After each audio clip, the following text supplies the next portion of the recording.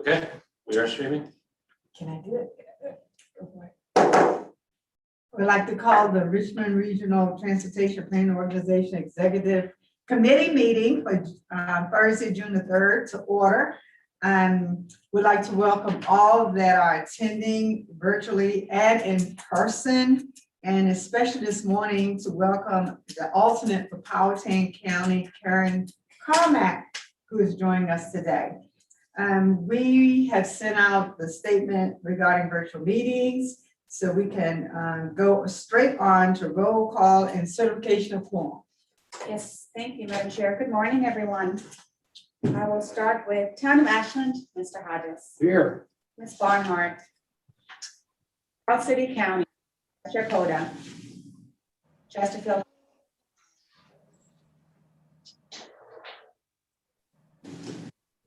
County.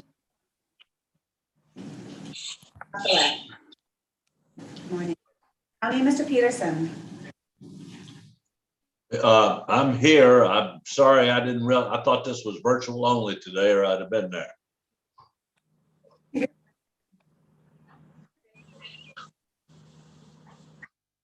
County.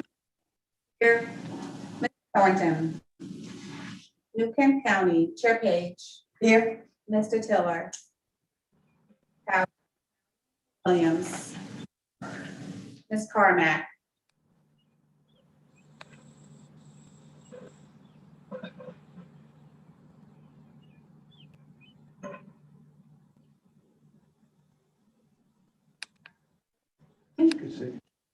Hello?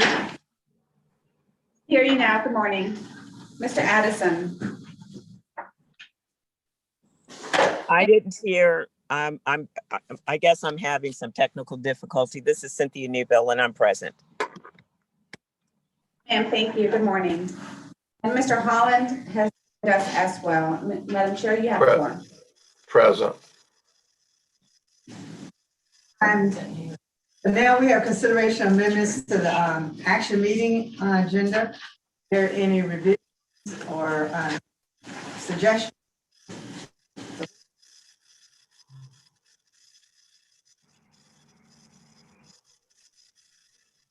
Of the April 2021 Executive Committee meeting minutes. Okay. Second, all in favor, we ask that you say aye. Aye. Has the same opportunity.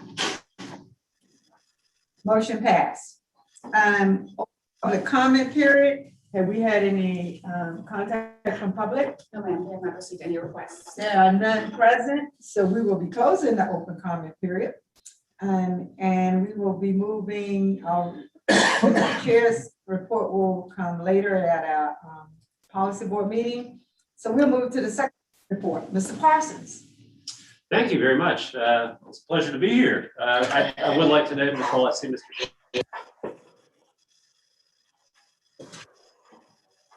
Under the secretary's report is a last minute addition to the full board agenda.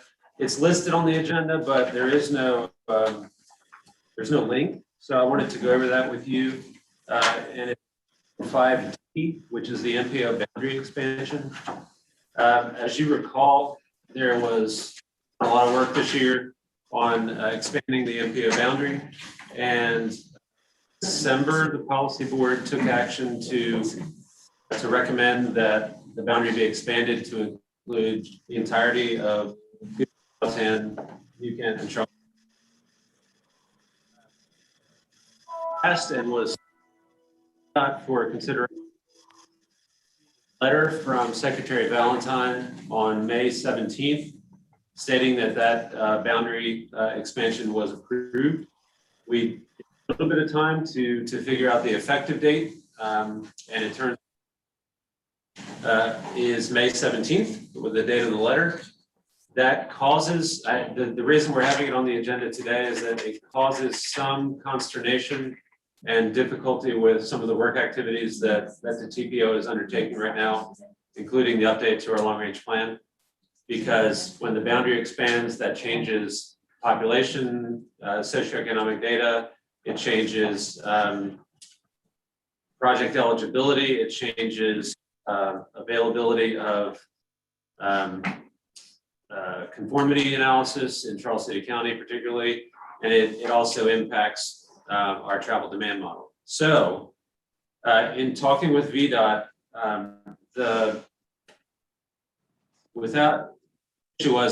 we didn't have appropriate lead time to make sure that all of the measures were in place so that we could make that boundary adjustment in an expeditious manner. So in talking with VDOT this week, the suggested solution is to accept the approval letter from VDOT, basically understanding that everything is fine. We can expand the boundary as the TPO, and taking action to set a plan in place to implement that boundary update by October 15th.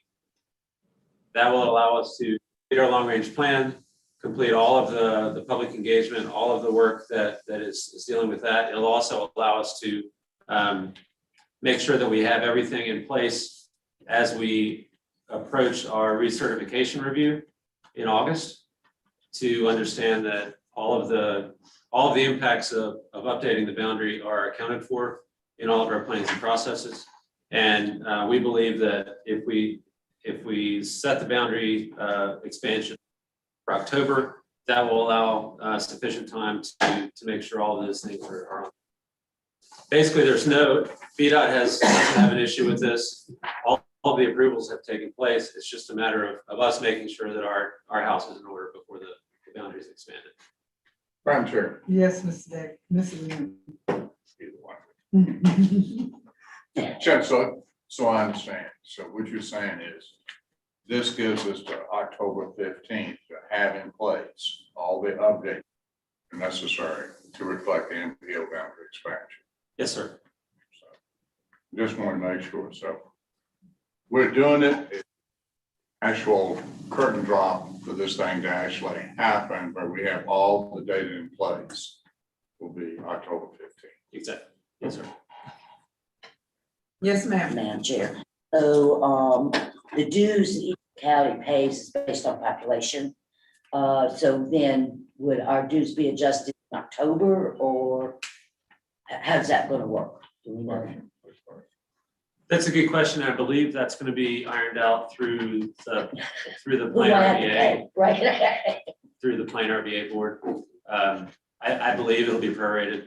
That seems like it would be the natural, because there's no reason for dues to be paid if I just want to be Right. sure that we're aligning. right. And that's one of those things And that it would will, make sense for us to pay additional because we're adding population, right? Yes. We're adding geography, territory. and Okay, that's something that's one of those things that we're going to work out. will that in the come next few out, months. will that come in, excuse me, Madam Chair, just continue. No, you're fine. Okay. Go ahead. Go for it, she says. Go ahead. So would that be something that the board would have to vote on? I'll have to get back to you on that. Okay, that's fair enough. Yes. Okay, I'd like to know, because if it's going to automatically happen, we'd just like to have a little input, that's all. Yes, absolutely. That's And what I'm saying. I believe that it would take place through plan RBA, not the TPO. Okay, but that would Because- probably make sense too, because that's where. yeah, That's the umbrella organization. Exactly. Thank you. Okay, that makes sense. Thank you very much. But we'll certainly figure that out and know well in advance. Thank you.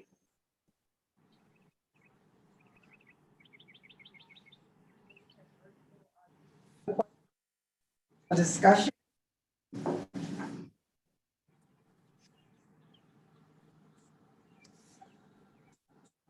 All right, so the next item on the Secretary's report 5B is dealing with the election of FY22 TPO officers. Chair Page and I have been working on this for a while, and it's we have a slate of officers now according to the adopted rotation schedule, the suggested rotation schedule that's in the associated TPO documents or guidance documents. And the suggested slate for FY22 is that Mr. Williams from Powhatan would take over as chair, and Mr. Lumpkins from Goochland would take over as vice chair. That follows the schedule. Charles City County at this time wasn't able to accept that role and has deferred to move on down the slate according to the suggested rotation. So that's what will be before the policy board today to take action on. And the effective date will be July 1, 21.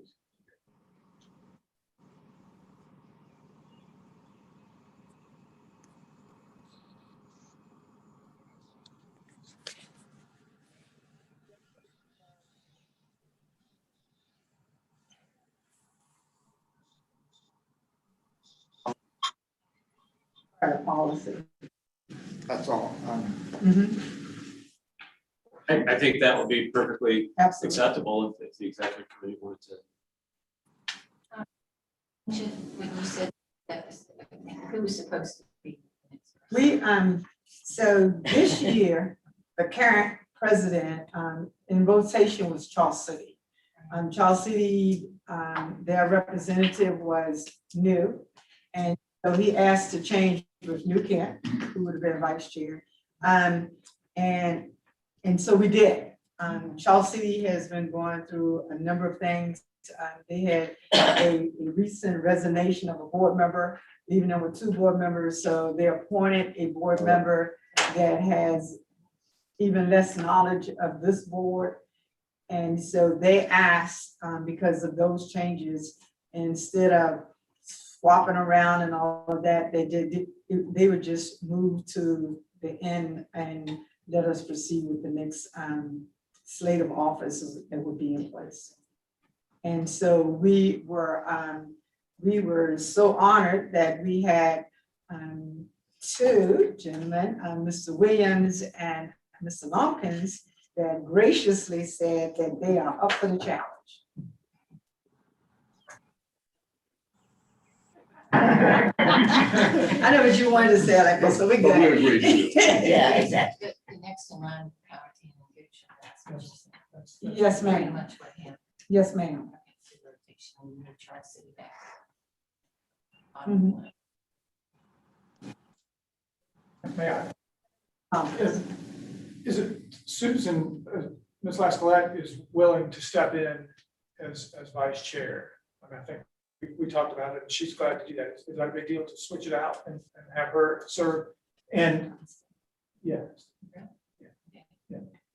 I mean, both of us are willing, but I think I'm chair this year. We've got a lot going on our board, and she's offered, and it's fine with me if it can be worked out.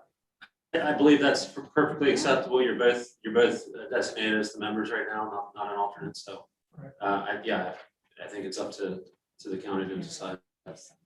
Absolutely. Then if we could make that change. And,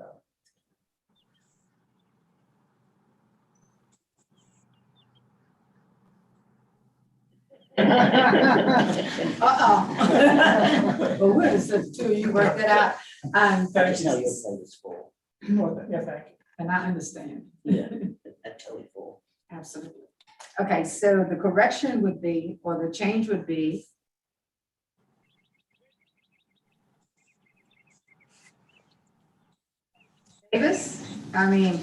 David Williams is the president, and Ms. Susan is vice chair for the TPO. Yes, that's correct. All right. I'd like to go back to Mr. Hodges' suggestion that possibly the executive committee would endorse the slate. Okay, so we would have we're requesting a motion on the slate of officers. So moved, Madam Chair. Second. Thank you. It's been moved to second. All in favor, say aye. Aye. Opposition Aye. has the same opportunity. Motion passed, and thank you. For a thrilling year that's coming up, we're excited. Item 6 is a review of the selected TPO agenda topics. Mr. Parsons? Thank you very much. I mentioned we discussed the MPO boundary expansion that's under the Secretary's report on the policy board agenda. Have our regular updates under that report as well, the current work efforts and the work status and financial report. Those were both included in the packet, and hopefully everyone has had a chance to review those. Many new items under new business. The first B1 is an update to the RSTP, used to be Rstp, now it's Rstbg budget change. And there's an update, a slight update on the an allocation for a particular project, and Miles Bushing will present that suggested change. There is action requested there to make that update, and it really just lines up the expected funding with the amounts of particular projects that are subject to the change.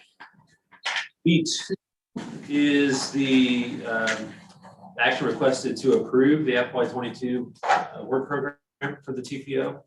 This is something that we've been working on for a few months now, and before you in draft form, as well as the TAC and I believe the CTAC as well.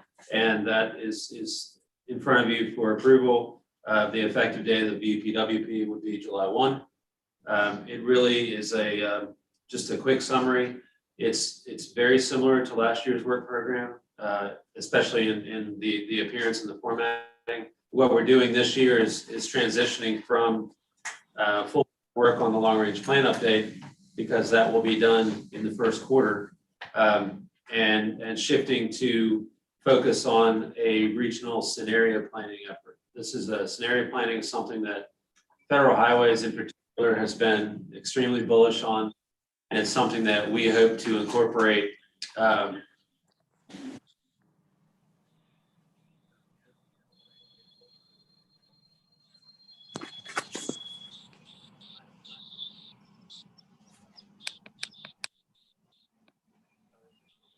Hello? to look at. Good morning. Okay, I'm sorry, I lost the sound for a moment, but it's returned. The scenario planning. Peterson, I'm having the same problem, so I'm not too sure that this is on our end, but the sound keeps disappearing from the room. Thank you. We'll try to fix that Great. in a break. So the scenario planning effort, just to close on this item, is that we'll be able to look not just at transportation, but how transportation relates to all of the other kinds of development issues, whether it's housing or environment or many other things. So it's a comprehensive way to do this, and this will be a multi-year effort, starting off with community engagement and education about why we should look at long-term impacts of everything. B3 is our Title VI plan update. This was out for public review over the last few weeks, and I don't believe we've gotten any public comments on it, but this is an update that came about as a request from VDOT following an internal desk review of our current Title VI plan. And my personal opinion that this update is a great improvement over what we currently have, which was last adopted in 2015.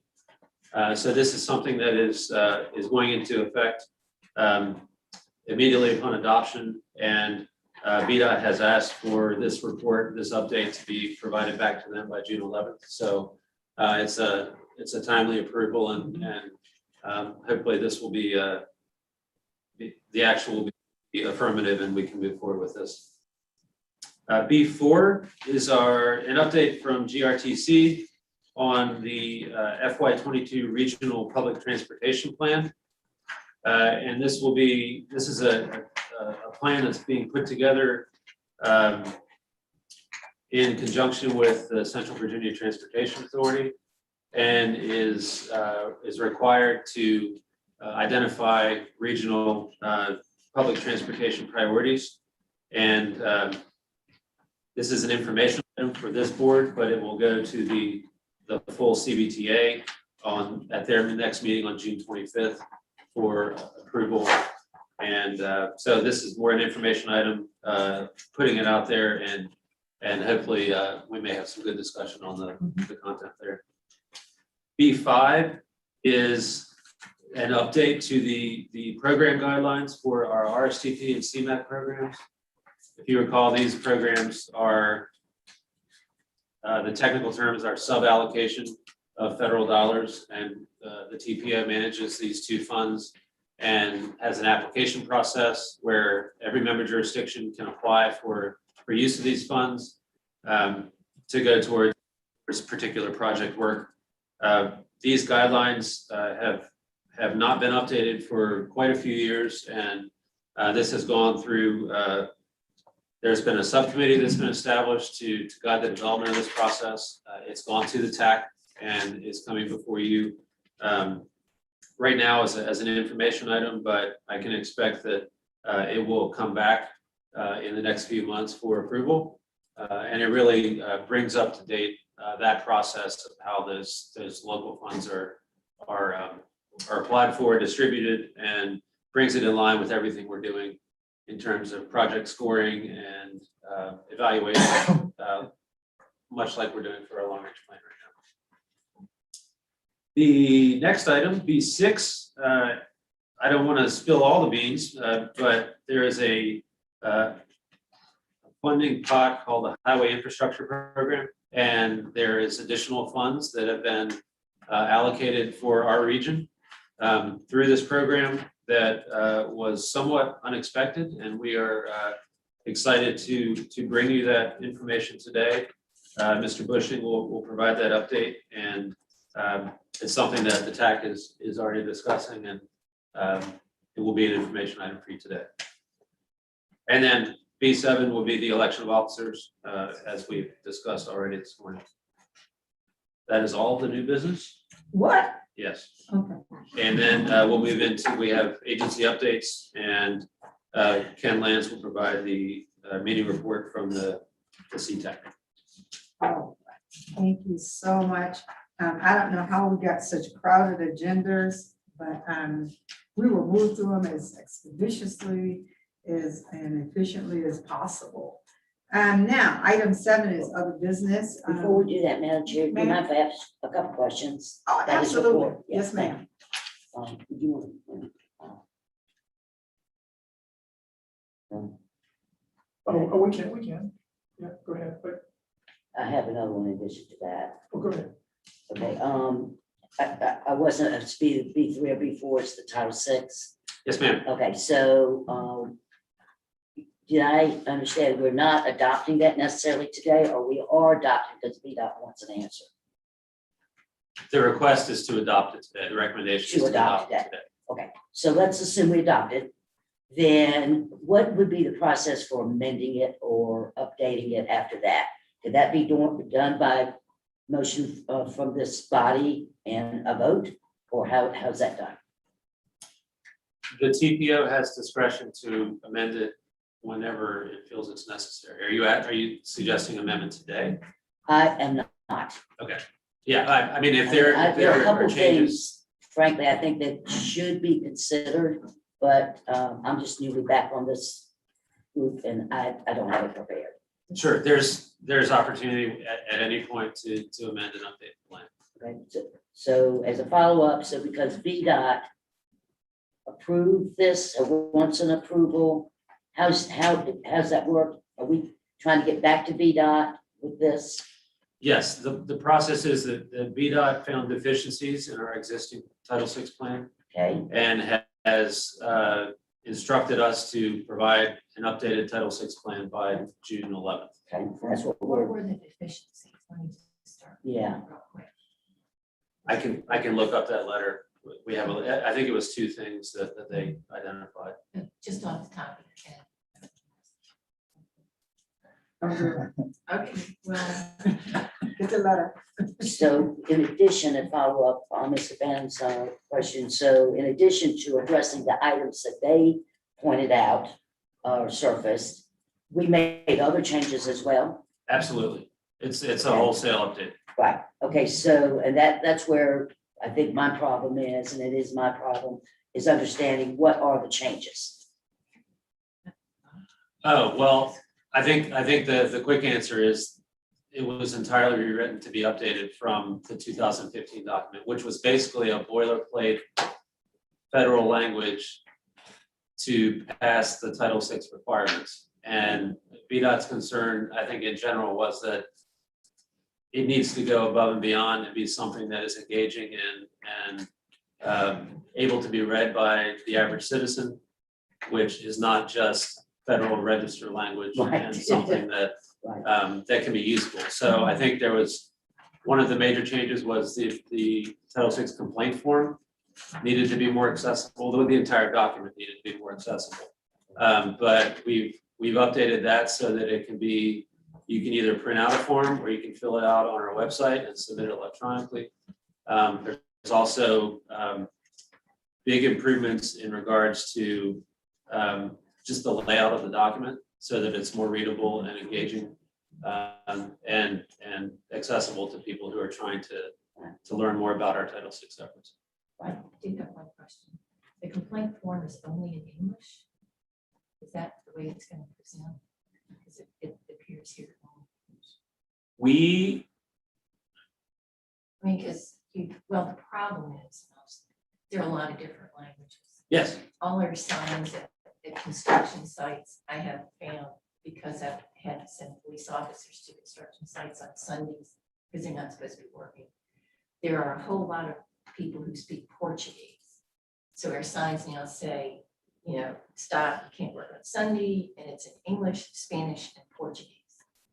And we have developed that. So how does somebody who speaks Portuguese pick up on this? Because that was the other problem we found in putting up billboards or not billboards, but posters everywhere to go get your vaccine. And they put them in Spanish, and I was handing them out, and people didn't speak Spanish, they spoke Portuguese. And knowing that, they're also, when they say Asian, there's a slew of languages in between, just throw out Japanese and Chinese, but there's a slew of Asian languages, you know, from all over the place. And when you say Asian, you're covering a lot of territory. So it has on there a line that says, are you filling this out for someone else? You know, so a translator person could fill it out. But I mean, if the point is, somebody's, and I don't know what to do with that. That was why I'm asking that question, is I can see that could be something saying somebody still says, I still can't get it, or I still can't fill it out. And we've talked about this because of their police stuff, and online you can't make an anonymous report unless it's in English, you know. And we've been working on things like that too. So I don't have a real good answer for it, is the answer to that. But that was one that I noticed, because the charts are from 2017. that's the Right. latest That's information. the latest information, okay. And so we're only updating it to 2 years. That's why the other question is 2050. So I think it's a logical question to ask, how often can we change it if we feel we have to? It's probably better. But when I was reading it, I saw that complaint. It's in English. It I is, don't know what and else to do with it. Well, she got so many languages. Is there some way you can?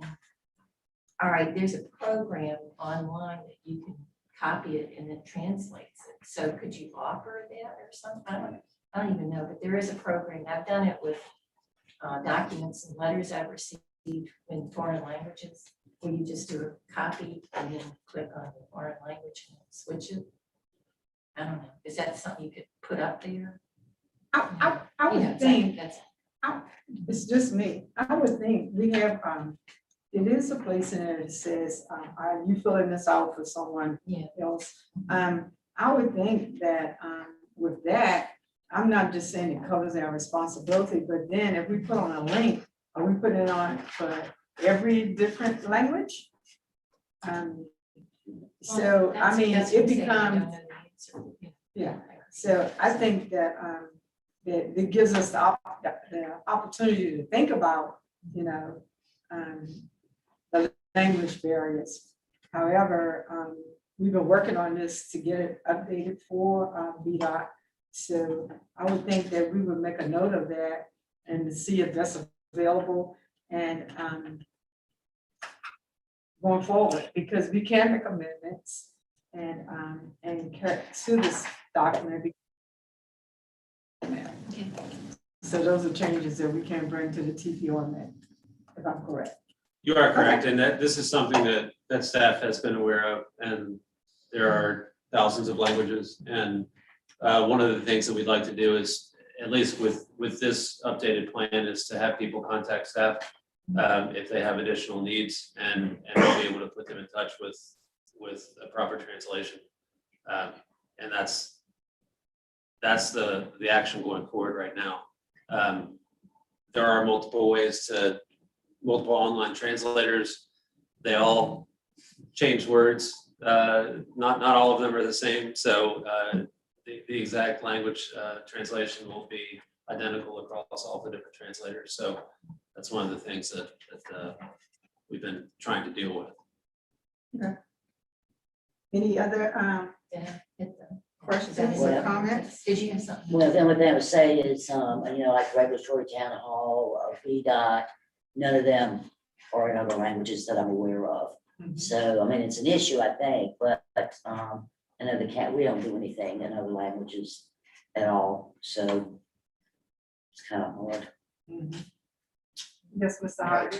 I'd agree with Ms. O'Bannon. I think at least offering some Hispanic, particularly in the construction business, the percentage of workers that might be affected, you know, would be significant.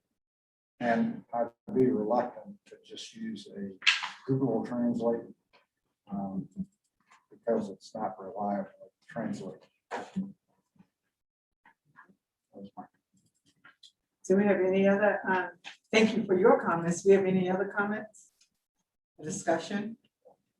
Moving from that topic real quick, and Susan, you know, she saw her talk, maybe do we want to talk about B5?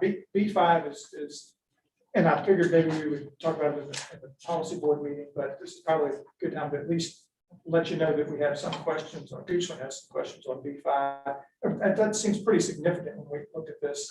Now it's no action is requested. I think you said a moment ago that it'll be coming to us maybe later this summer. That's the idea. Once TAC is ready to make a recommendation. Okay, that helps me because it said a subcommittee of TAC was established last June to guide and update. So TAC hasn't adopted yet. They haven't come up with a final recommendation. So when they come out with a final recommendation, have they had a vote yet? Or No, so they're still in the subcommittee. right. They're still working through the details.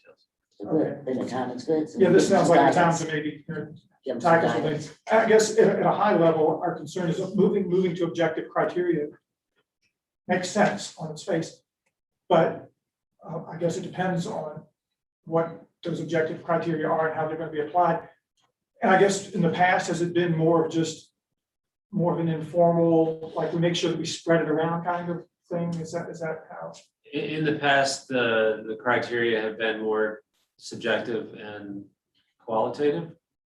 So there isn't, it's hard to pinpoint one particular process. This sounds like a well-intentioned piece, but I mean, if the objective criteria are you score high on certain things, and one that we talked about in our pre-meeting was like environmental justice.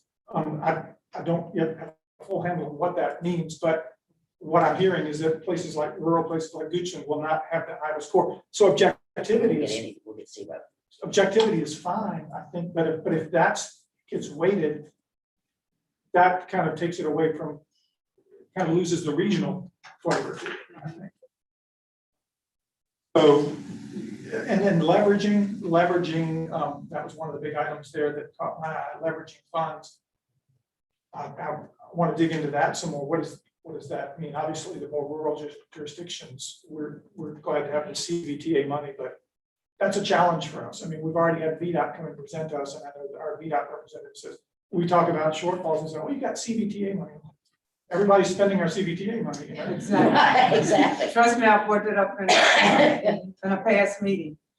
So I mean, that money is nice, but it only goes so far. And so I think we're just at a high level, again, I guess we're cautious, like these objective criteria are gonna be important in the sense that are they gonna score us right out of the picture?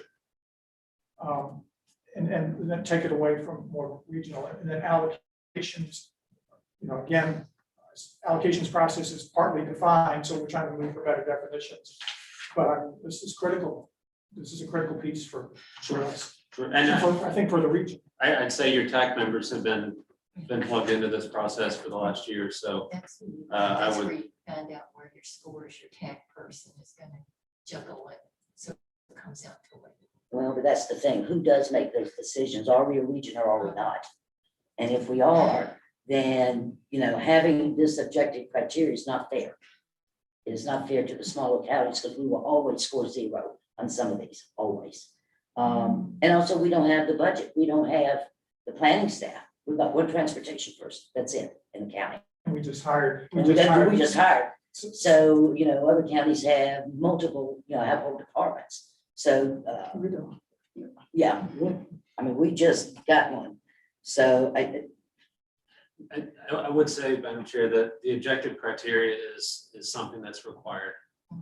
I We understand. have to move to that. But that type where of does the process. TPO land on that? Well, it's federal law. I was gonna say. We have to consider Yeah. objective Consider. criteria scoring. That's the word, consider. Yeah, but even if we, okay, I've had projects on the agenda for 25. Mhm. Finally started like about 2 years ago. But when you said the local government, we have to match funds and stuff, we had to match it by like $6,000 or $7 million, dollars.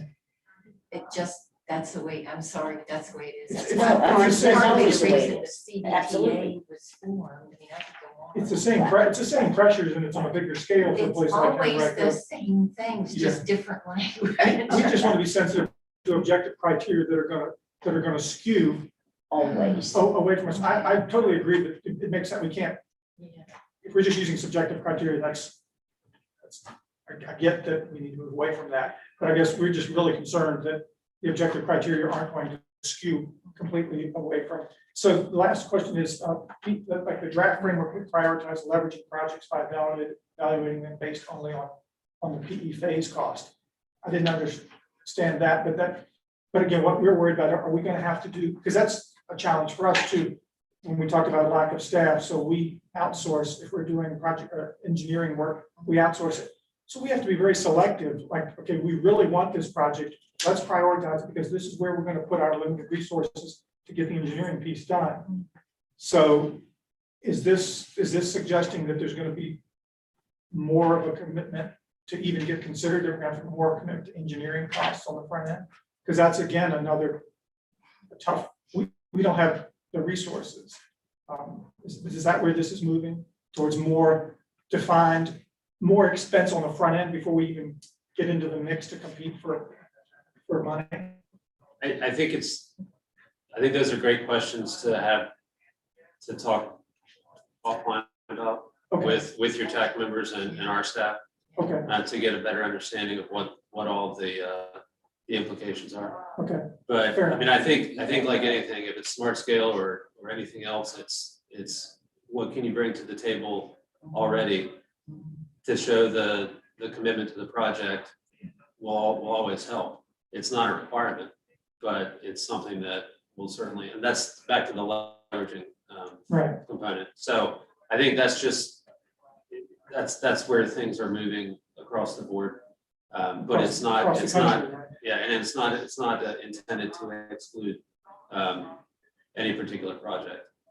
We just want to make sure we do all we can to keep it from just skewing it, just, And if I can chime in, so we put it on the agenda, as an information item. So it gives us the opportunity to contact our TAC members and for somebody like me to sit at home and go through it and say, okay, make my notes and then contact them with, this is what I'm thinking, because this is still a draft.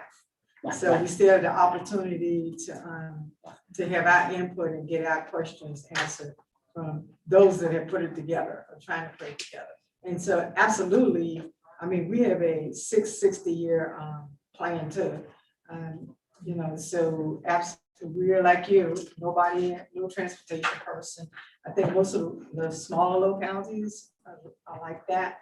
But this is absolutely the opportunity to do your notes, ask them the questions, your tax person, and I mean, even attend a meeting and voice it. Because sometimes, Yeah. you know, when we're there in the draft stage, any of us, is always to have fresh eyes on it and understanding and input from all the localities. That's So that's helpful. the desire. That's helpful. Thank you. And Absolutely. Chad, I appreciate you saying that our TAC is plugged in. From your perspective, TAC is very plugged into these issues. Oh, absolutely. Yes, sir. That's who really does. So That's what I heard when I first got here, is TAC is where that is. And the other thing is So, that I know Ms. Page, I talked to her, the Commonwealth Transportation Board. She showed up and it made a big impact. I hope so anyway, but So doing things. I get some other folk with me, that'll be great. Absolutely enjoying this lively conversation this morning. To our TPO members, I guess you made your comments, but are there any other comments from TPO and the other business?